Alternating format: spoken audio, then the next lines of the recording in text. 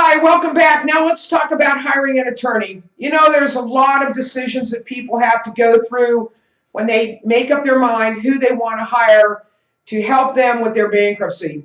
The first thing I want to say is this. The most important thing is that you feel comfortable with the attorney that you select. Filing bankruptcy is very serious. It's not easy to do. You want to look for experience. You want to look for knowledge.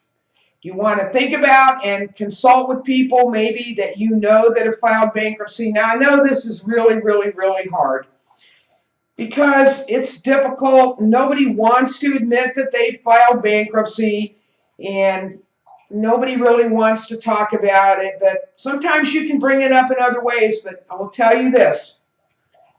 Probably the best situation is through at least getting a referral from a friend if you can. And then you have to feel comfortable. Looking on the internet, just remember, because somebody's first on the internet in first place doesn't mean they're best.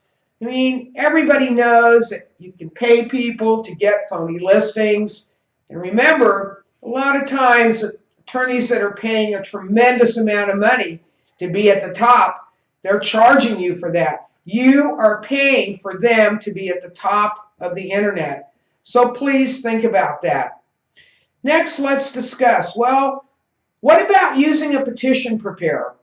Well, I have to start out by saying and being truthful, and that is that I'm an attorney and my bar rules prohibit me from referring anybody to a paralegal to do any kind of work.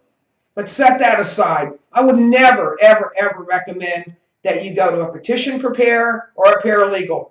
You might think that you are saving money, but I can tell you, having filed tens of thousands of cases, that the only thing you ever see as a result of these cases are people losing their homes, people losing their savings, people losing everything that they have saved their entire life for.